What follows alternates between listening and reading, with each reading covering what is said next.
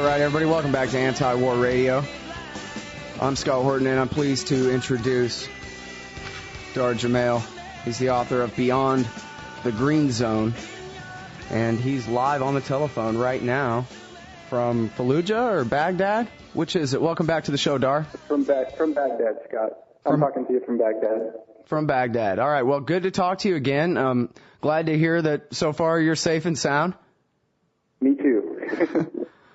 All right, so let's start out. How long have you been back there?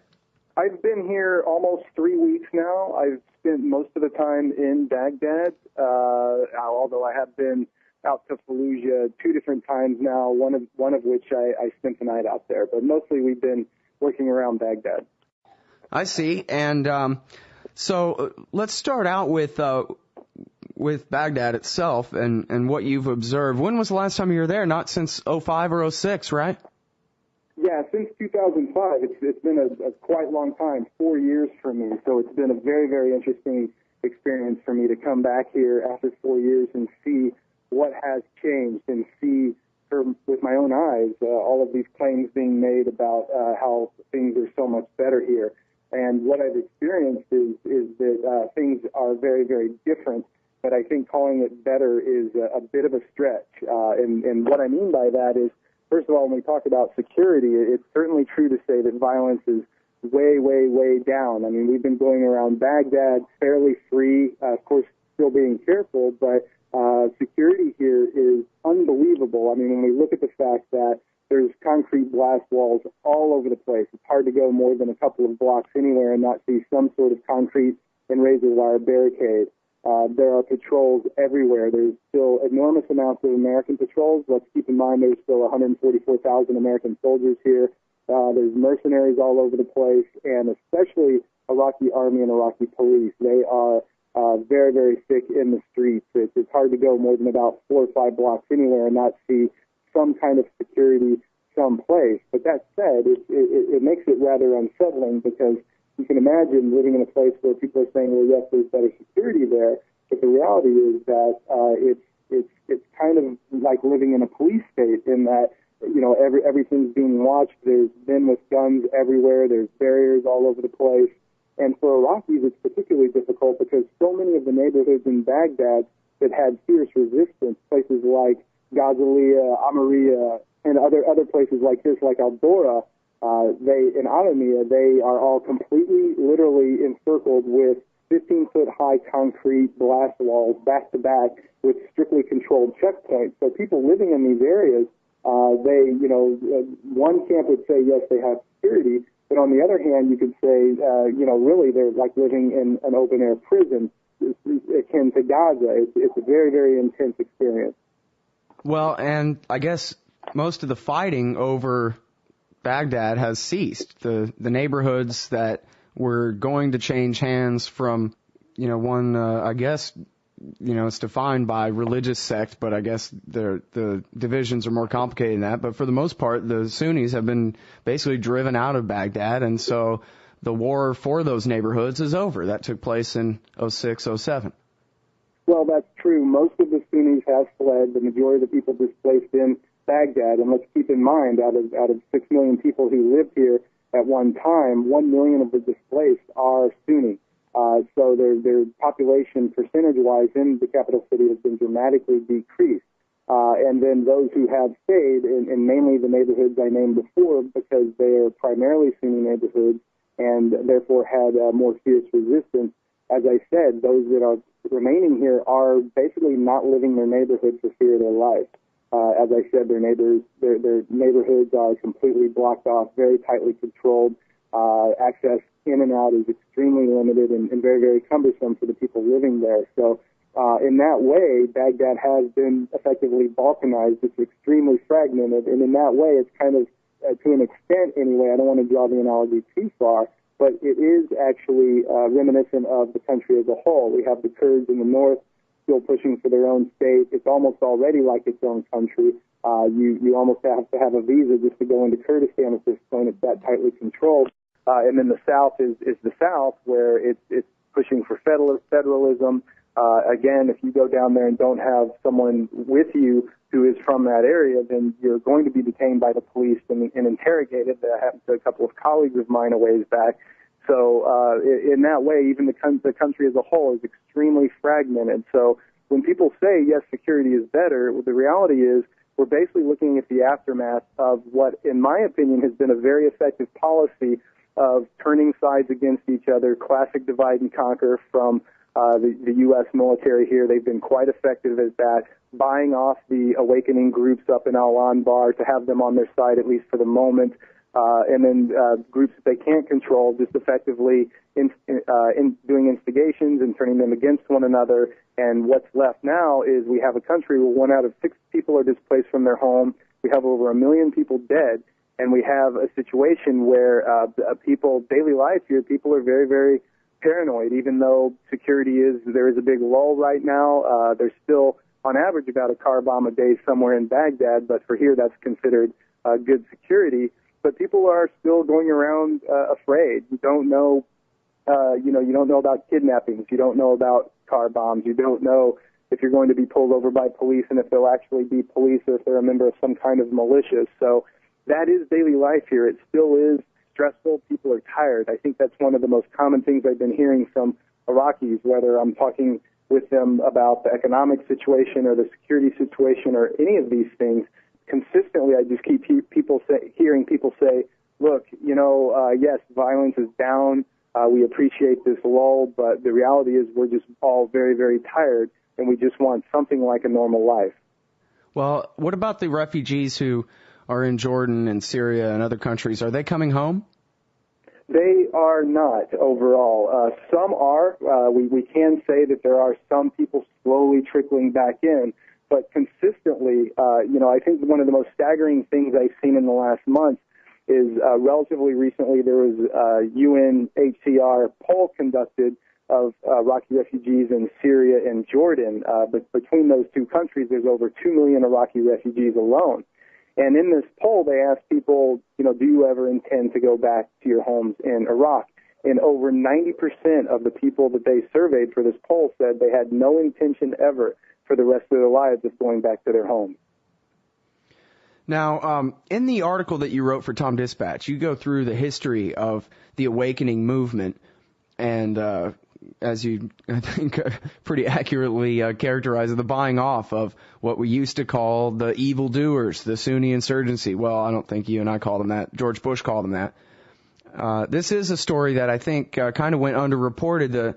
The turnaround of the main Sunni insurgency against al-Qaeda in Iraq began really in early 2006, and then the Americans finally started paying them to do what they were already doing by late 2006, and this is before Fatneck Fred Kagan and the rest of these guys came up with the surge plan, right? That's correct. This was already well underway, but well before the surge started, and that's one thing I wanted to make very, very clear in this article, and I spent a lot of time researching this, that the United States, in the aftermath of the very, very fierce resistance that they've been facing from late 2003 until early 2006, decided, okay, we need a different strategy here, and they essentially implemented not their own tactic, but one that was used very effectively by Saddam Hussein to keep control of volatile areas, particularly around Al-Anbar province. Tribal sheikhs are essentially the gods of those areas. They call all the shots. They have tens of thousands of men under each one of their commands. And what Saddam Hussein did, and this was told by me directly by, he told my colleagues, and then he told me later, Sheikh Afan, a man that I highlight in the article I just published today for Tom Dispatch, and he is the awakening group leader for Fallujah. And I went around with him in the city, and I stayed at his house for one night and 2 days, and then for a day again on another occasion. And he told me that what Saddam Hussein did was he found these tribal sheikhs, and he said, look, I'm going to give you a lot of money in the form of construction contracts, and in that way I want you to basically keep things under wrap and keep control of your areas so that I don't have to. And that is exactly the strategy that the U.S. pulled out of the closet and has implemented with these awakening groups. They have stood up all of these former resistance fighters. They paid them $300 a month At one point, the groups totaled approximately 100,000 members across Al-Anbar and Baghdad and parts of Diyala province. And that's the primary reason why violence is down right now, because these men, while the U.S. has stopped paying them off directly, they've, instead of funding directly the awakening groups, they've started doing it in the form of so-called construction contracts. So, for example, if we talk about our friend Sheikh Afan, that is the main character in my piece, this is a man who grew up in Saudi Arabia, didn't even come to Iraq until 2001, and then happened to be at the right place at the right time when the U.S. was setting up all of these awakening groups. He got in with them. He started collaborating. He started giving out names of people in Fallujah, earned the trust of the Americans, and then they started funneling money his way. And so when the awakening groups were officially disbanded by the United States military in last October, on the promise from the Maliki government that they would roll them into the government security forces, the U.S., instead of stopping paying them, changed the rubric under which they were being paid. So instead of paying awakening groups, they started saying, okay, these tribal sheikhs are going to be managing construction projects, so we'll be paying them to do reconstruction in their city. Mm-hmm. And so every tribal sheikh who's a member of the awakening group now is now in the construction business. I got cards from a few of these individuals, and on the bottom of every one of their cards, it says construction, literally, right there on the card. And so we're seeing tens of millions of dollars funneled into the pockets of these sheikhs. Each one of them have their own private militia. Sheikh Afan himself has 900 men at his discretion. He's paying all of them well over $300 a month because his life depends on it. But basically, that's what's happened with U.S. policy here. So the big questions, the open-ended questions here that we're going to see answered over time, I don't know when this is going to start happening, but at some point these questions will have to be answered, and that is what happens with these people and the fact that this game is keeping violence in check for the moment. What are they going to do when all of a sudden that money stops coming? What happens when the U.S. stops funding their so-called construction projects? So is this really an effective policy to improve security, or is it simply a delay tactic that the U.S. is doing to keep a damper on things, at least for the time being? And what's going to happen when that money stops coming? Mm-hmm. Well, and especially when they're getting all this money and there is no real reconstruction going on. You talk in your article about how Fallujah looks like November of 2004 was the day before yesterday. It's still completely destroyed. There is no reconstruction going on. All that money is being funneled around. And thanks, by the way, because I was wondering, from the articles I'd read, it seemed like the Maliki government wasn't really willing to pay these men, or some of the guys, average foot soldiers in the Awakening Council were showing up and getting paid some money. But certainly they're not, or as far as I can tell, they are not being integrated into the Iraqi military in any real way, and certainly not being put in any kind of leadership position. So it seems like there remains a division of security force power where in the Sunni provinces, it's basically the Awakening Councils are the government there, and I guess it's kind of fuzzy to the degree to which they really are part of the Maliki government or simply exist beside it. Well, that's true. And, talking about the situation that you're lining out there in Anbar and in Baghdad are two very, very different things. In Anbar, we can say they're really not part of the government, but after these provincial elections, they are starting to get some political power. So that is shifting there, whereas before they were completely outside the government, now they actually do have some inroads in the government, and these people's intention is to get power in Baghdad, and they're pushing as hard as they can to get that. So that leaves another open-ended question, is what happens a little further down the road, for example, in about a year from now when we have national elections in Iraq, if they're pushing for that power and it doesn't come through. Because I was with Sheikh Afan, as I outlined in the article, where he considered the biggest threat to him in the upcoming elections to be the Iraqi Islamic Party, who was already in power in the province, and he was already going after them, accusing them of fraud, and saying that they would literally take up guns against them if they found out the IIP stole the election. Of course, prefacing that with saying, well, we already have proof that they are. But when we talk about the awakening groups in Baghdad, that's a really different story, because we've been going around and talking with some of these men here as well. And what's happening is, so far, the Maliki government promised to take in at least, 100% of them in Baghdad who are already here. And so far, they've only incorporated 25% of them into the security forces, and we don't see hardly any more being incorporated at this point.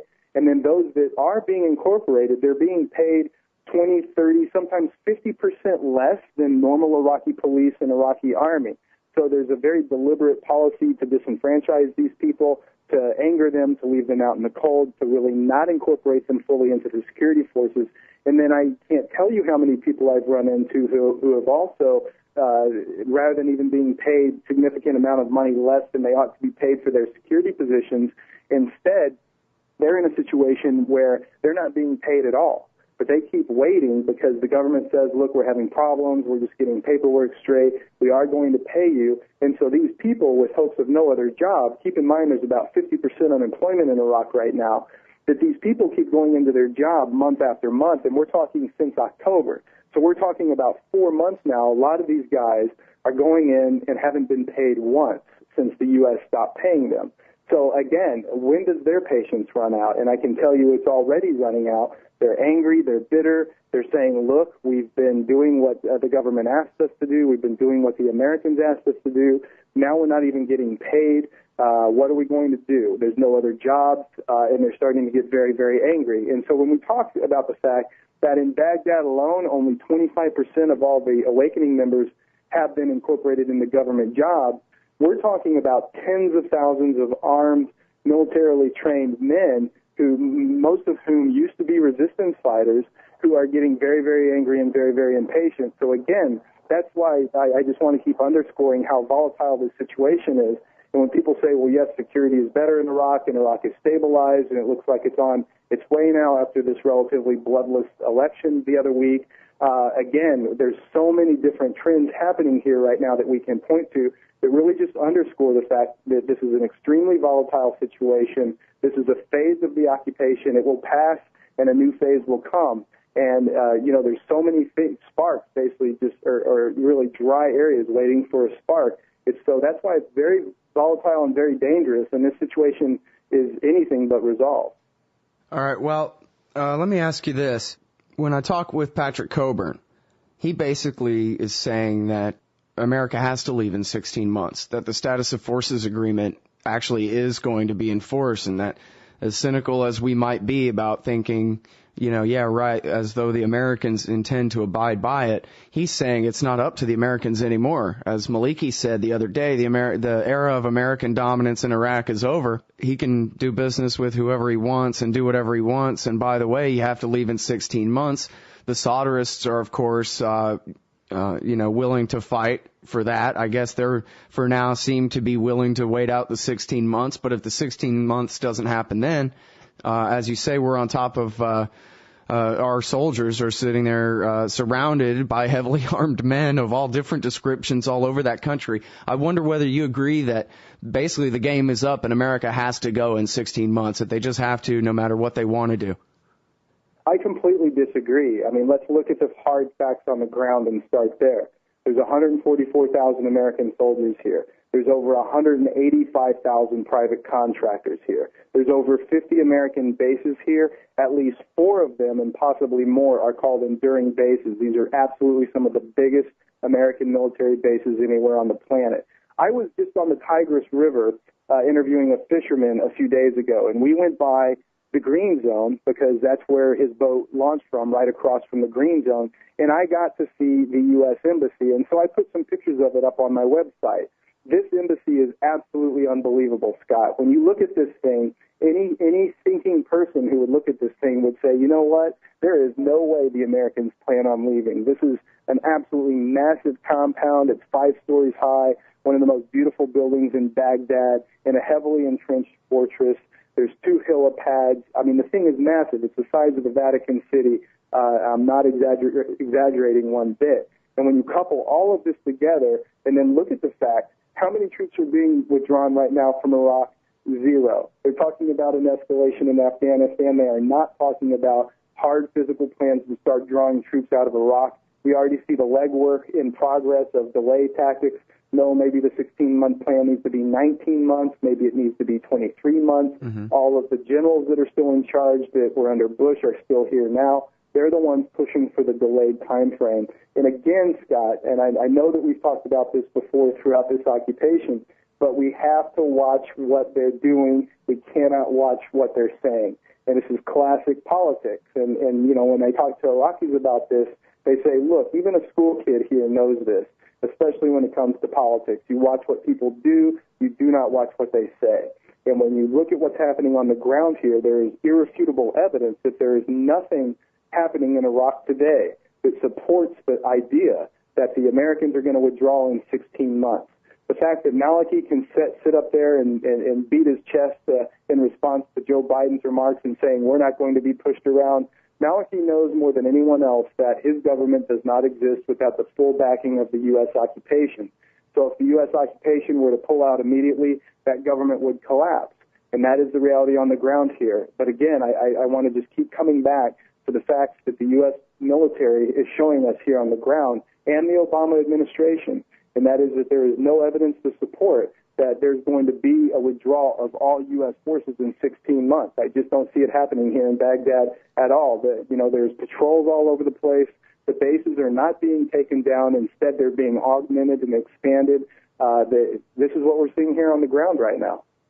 Well, to the degree that, you described the martial law situation upon arrival in Baghdad and the walls everywhere and soldiers and security forces there. It seems like, there's a line in there somewhere. I don't know how far we are from it. Maybe it's a million miles away, but it seems at some point at least there would be a possibility that the Maliki government could be strong enough and, have enough bought-off loyalty within the new Iraqi army and that kind of thing, that they really don't need us to prop them up anymore. They, after all, the Dawa party, they have their close alliance with the Iranian government next door, and it seems like this was always kind of a mistake from an imperialist perspective in holding elections and installing the majority in power rather than the minority, because if you prop up the minority, then they need you forever. At some point, though, Maliki will be able to say, get out, I don't need you, right?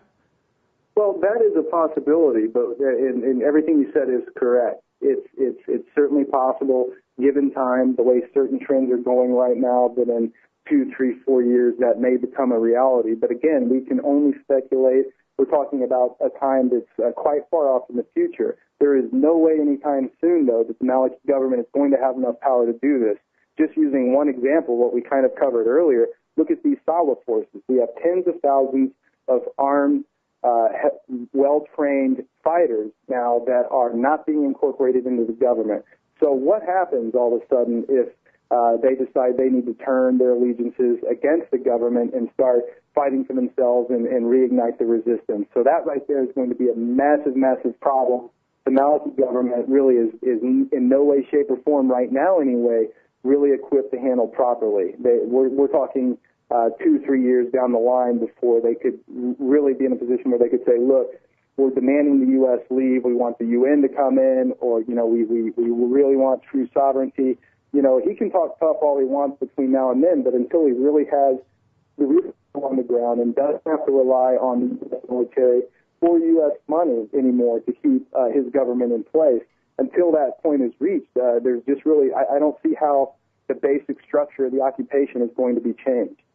Well, that's really unfortunate. Well, doesn't Maliki's support depend, especially now with the seeming, as far as I can tell anyway, you're there, not me, but seems like as Dawa and the Supreme Islamic Council split apart, the Dawa party, since they don't have their own army, like the Supreme Islamic Council does with the Badr Corps, that they're basically being pushed closer and closer to the Mahdi army, or what's left of it at this point, and are more and more dependent on Iraqi nationalists who reject the pro-federalism, if you call it that, position of the Skiri, or whatever the initials are now, the Supreme Islamic Council.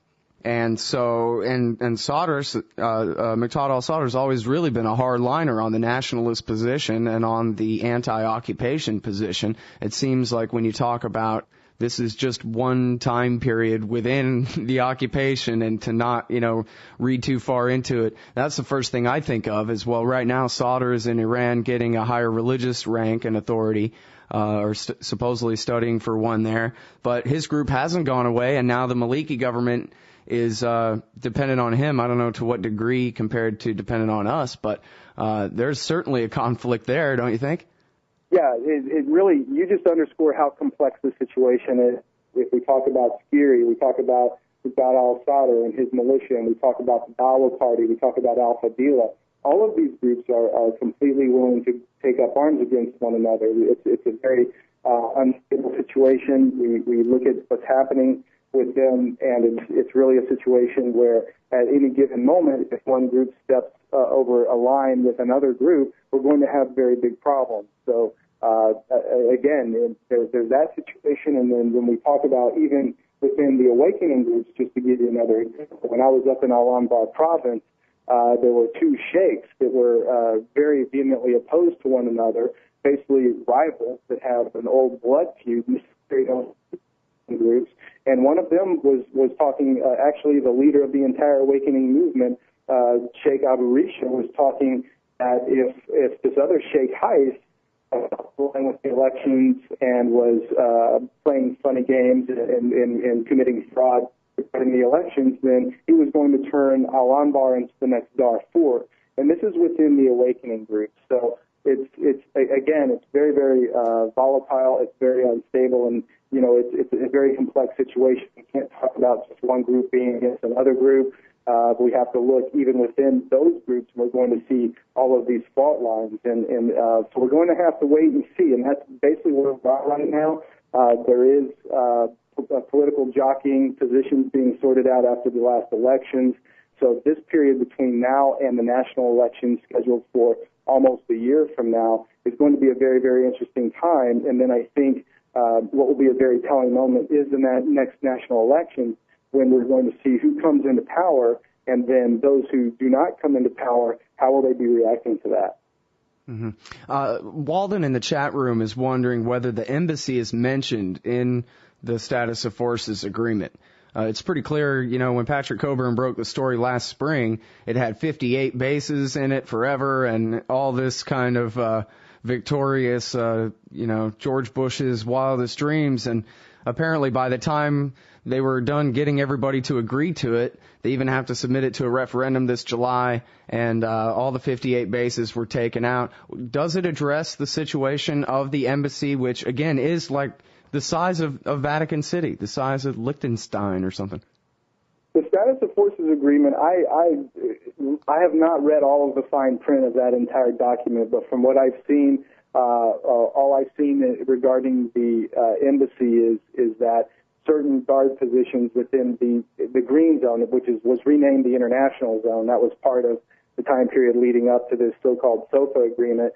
But one thing I've seen firsthand is that rather than having U.S. soldiers guarding it up front, they have now contractors and or Iraqi forces. And theoretically, U.S. soldiers have to ask permission from Iraqi forces, which, is kind of a bit of a joke because most of the time it doesn't happen, or it comes in the form of a letter saying, okay, we're going to ask you permission for the next year to be able to do this, this, and this. And then the Iraqis say, okay, and everything carries on business as usual. So really what's happened is we have seen the Americans, through this SOFA agreement, do a really good job of putting either a contractor face on the occupation or an Iraqi face on the occupation. So aside from the U.S. patrols, you see it going around Baghdad, and there are quite a few of them. Aside from those, when you go through checkpoints, there are no more U.S. checkpoints in Baghdad. I have not gone through one American military checkpoint, and they're all Iraqi checkpoints, or they're all foreign mercenary checkpoints. And the same thing in the so-called international zone. When you go through the 6-7 checkpoints you have to go through to get in there, you will only see American soldiers at the very, very last checkpoint, and even at that, they're off to the side. But that said, I don't know. There may be some information in the SOFA about the embassy. But again, it's called. That's why they call it an embassy. So this is technically not a U.S. base. Granted, it's a massive compound with room for 1,000 employees and it has its own full security force. But technically, I wonder if that would even fall under the status of forces agreement, because status of forces agreements, as I understand them, apply specifically to U.S. military bases across the globe. And they have status of forces agreements for all of these bases. So I really do not think that the embassy would fall under that jurisdiction, mainly because it's not technically a U.S. base. Mm-hmm. Well, and this goes back to my question about whether America has to stay or go. And, there's always the possibility. You could argue, I'm sure people did argue, they're not ever going to leave Vietnam. They are determined to have a beachhead in South Vietnam forever. But in fact, they had to leave Vietnam, and with the disgrace with the helicopters on the roof of the Saigon embassy, saved, photographically for all time and that kind of thing. And I guess I wonder if my girlfriend had I Dream of Genie powers, and I could just, zap all the American forces, State Department employees, mercenaries, and everybody else out of Iraq and to, I don't know, Georgia or something, American Georgia, and just in a day, and could make them all go. Would the structure, never mind Maliki as prime minister, but would the structure of the government of Iraq as created by the so-called constitution and the elections held there so far under the occupation, would it hold the parliament and the position of president and all that? Well, right now, especially after these last elections, it is clear that Maliki and his group did win quite big in around Baghdad and most of the southern provinces. So as it is right now, they have fairly solidified the grasp on power that they do have. So at least for the moment, and we'll have to wait and see what happens between now and the national elections. If something big happens that people suddenly would lose faith in the government, but that might change things on how the dynamic would play out for the national elections.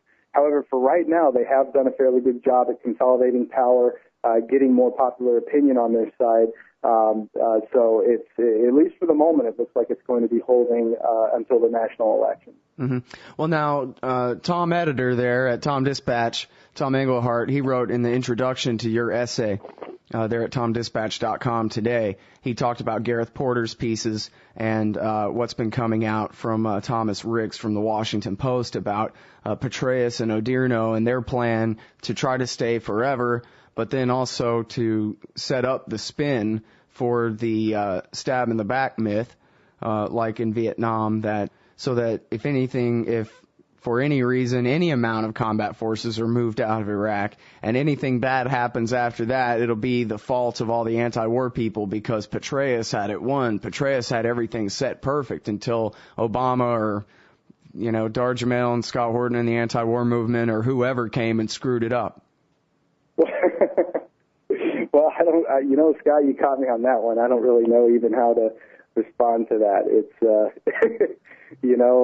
what can we say? As journalists, we do our job.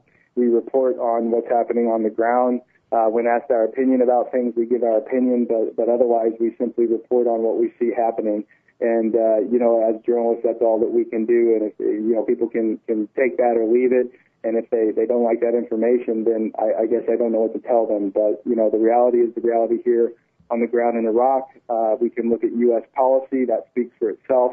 We can look at how that's playing out on the ground here with the bases and how many troops are here and the over 600 Western contractor companies, corporate companies that operate on the ground here today.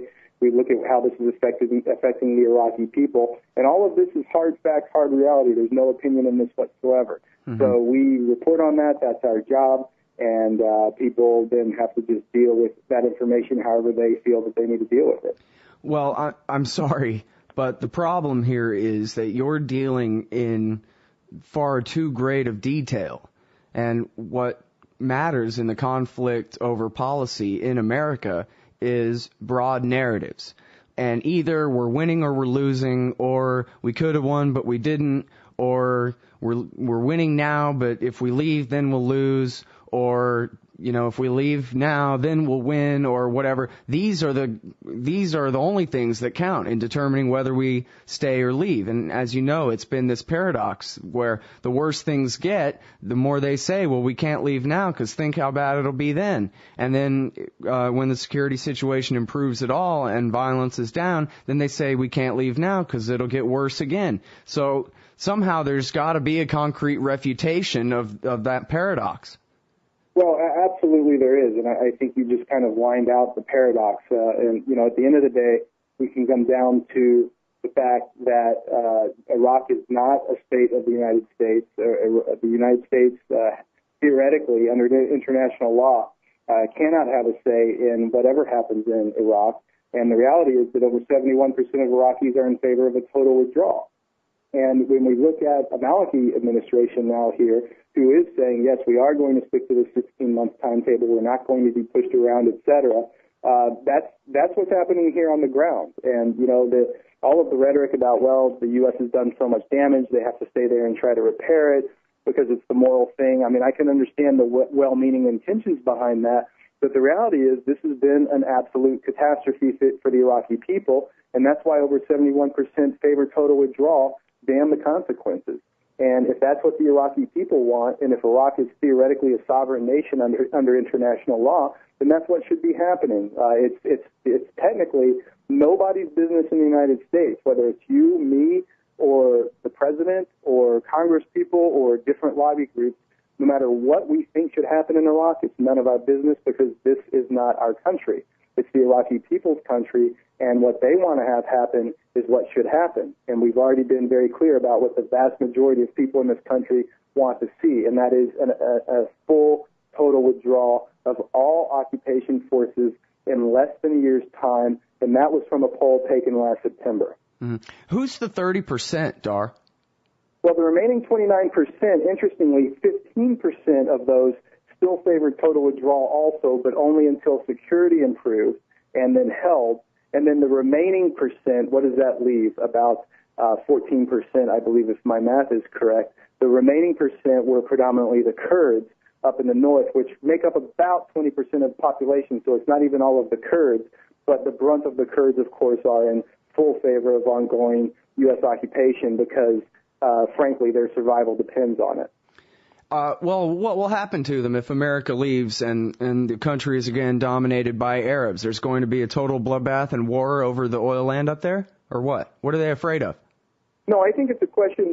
I think it's a question of greed because when you look at the two Kurdish leaders, Jalal Talabani and Barzani, we have a situation where these guys are getting filthy rich off of the occupation. They're signing contracts. They want the U.S. bases there because they feel that that's going to help them progress towards a more independent Kurdistan. I think things would stay the same for the Kurds if the U.S. were to withdraw, and that's not what the Kurds want. The Kurds want independence. They want to expand their territory. They are pushing for a greater Kurdistan, which extends even beyond the borders of the area they control now in northern Iraq, and they feel that the U.S. bases in their area safeguard at least what they have.